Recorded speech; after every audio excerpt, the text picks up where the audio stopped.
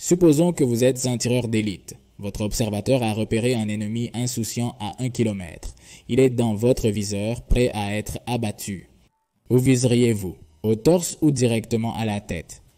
Ou logiquement, on pourrait penser que le torse est une très mauvaise idée. Normalement, les soldats portent un blindage qui pourrait être insuffisant pour arrêter notre projectile de gros calibre.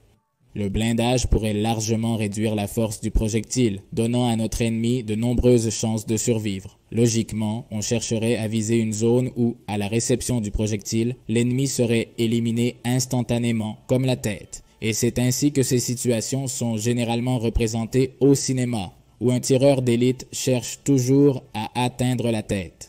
Mais aussi contradictoire que cela puisse paraître, un tireur d'élite expérimenté chercherait toujours à viser le torse de l'ennemi, même si objectivement cela donne plus de chances à l'ennemi de survivre. Mais est-ce vraiment le cas? Un tir à la tête est-il vraiment plus mortel qu'un tir dans la poitrine? Et dans quelles autres circonstances les tireurs d'élite visent-ils la tête? Rappelons quelque chose d'important sur le travail d'un tireur d'élite. C'est un travail d'extrême précision et de beaucoup de dévouement. Il y a beaucoup de facteurs auxquels une équipe de tireurs d'élite doit se conformer avant de faire un tir. Tout d'abord, ils doivent atteindre une position de tir, s'infiltrer sur le territoire ennemi sans être détectés. C'est une capacité incroyable que possèdent les tireurs d'élite. La traque est une compétence qui est minutieusement perfectionnée lors de leurs entraînements. Les tireurs d'élite doivent se déplacer lentement, discrètement et méthodiquement vers leurs objectifs. Pendant l'entraînement, les élèves passent des heures à ramper sur une multitude d'obstacles et de zones boisées pour atteindre la zone de tir, pendant que l'instructeur cherche patiemment ses élèves avec des équipements optiques. De toute évidence, l'objectif de l'entraînement est que ces derniers ne soient pas vus par l'instructeur. Les tireurs d'élite peuvent passer entre 24 et 72 heures dans la même cible. En plus d'arriver sur le site de tir, l'équipe de tireurs d'élite doit être dans une zone sûre et très bien camouflée pour éviter d'être perçue par l'ennemi. Pouvez-vous voir le tireur d'élite ici sur cette image? Non, il est ici. Et maintenant, pouvez-vous voir le tireur d'élite? Eh bien, il est vraiment ici. Comme vous pouvez le voir, le camouflage est quelque chose que les tireurs d'élite ont très développé et ils ont tendance à s'habiller pour l'occasion, généralement avec le populaire costume ghillie. Mais en se concentrant sur le tir, il y a beaucoup de facteurs qui peuvent affecter cela.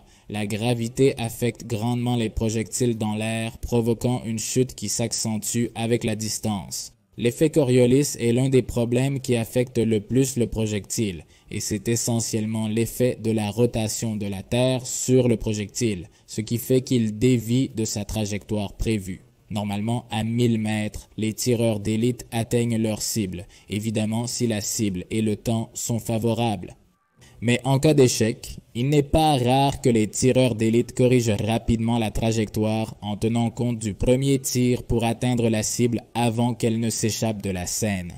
Généralement, les gens ont tendance à croire que le tireur dans l'équipe est le plus expérimenté, bien plus que l'observateur et que l'observateur n'est qu'un assistant, alors qu'en réalité, l'observateur est généralement celui qui fait tout le travail. C'est lui qui calcule la trajectoire du tir, parfois en ayant à utiliser une calculatrice dans le processus. En plus de tout ce qui a été mentionné précédemment, l'observateur doit prendre en compte la cartouche qu'il utilise, le climat, le vent, l'humidité et d'autres facteurs qui peuvent affecter le tir.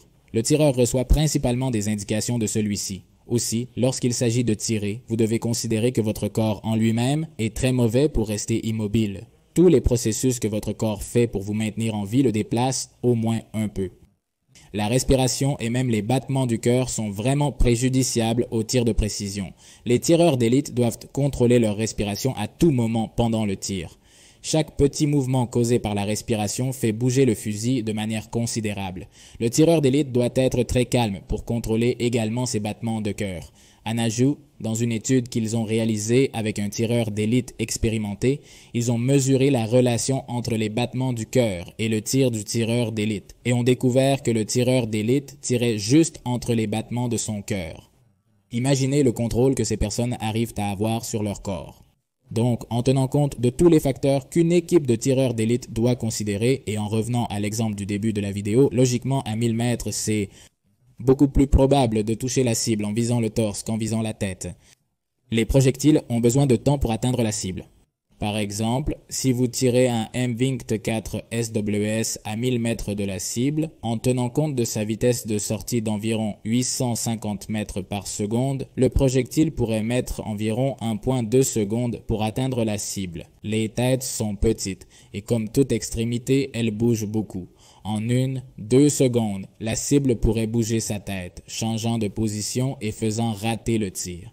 Et la situation s'aggrave si la cible est en mouvement, marchant, courant ou dans un véhicule. C'est pourquoi, chaque fois que c'est possible, les tireurs d'élite visent la partie supérieure du torse. Le torse est le centre de gravité du corps. Un tir dans le torse suffit pour vous abattre, vous mettant évidemment hors de combat. C'est aussi une zone vitale pour votre corps. Même si vous portez une armure, le choc du tir pourrait vous mettre hors de combat. Quelque chose de curieux est que c'est vraiment tout le contraire pour les tireurs d'élite de la police. Généralement, ils sont à courte distance de la cible. Et selon la situation, ils peuvent essayer de faire des tirs précis dans certaines zones du corps. Par exemple, à la tête dans le cas d'une situation d'otage, qui est très courante pour eux, où il était nécessaire que la cible soit éliminée immédiatement. Il y a aussi des situations où le tireur cherche seulement à incapaciter l'ennemi, où il y a des situations où ils sont là seulement pour la reconnaissance, pour informer leurs supérieurs des actions de l'ennemi. Donc, pour un tireur d'élite de la police, tout est toujours circonstanciel et dépend des besoins du moment. Les tireurs d'élite militaire ont la capacité de causer un impact psychologique sur l'ennemi simplement en tirant, similaire à celui causé par un champ de mines terrestres ou des pièges improvisés, pouvant arrêter des pelotons entiers jusqu'à ce que le tireur d'élite soit éliminé. Le fait de ne pas pouvoir voir ton ennemi et que celui-ci puisse te voir et te tirer dessus est une situation paralysante pour l'infanterie. Le travail du tireur d'élite, surtout au niveau militaire, est extrêmement difficile et très dangereux. Les gens ont tendance à croire que ces derniers ont beaucoup moins de chances d'être blessés qu'un soldat, et en partie c'est vrai, mais souvent les tireurs d'élite accomplissent des missions vraiment dangereuses. En étant au plus profond du territoire ennemi, ils risquent beaucoup d'être capturés. Et s'ils sont capturés, ils sont généralement traités de manière plus sévère en raison de leur rôle.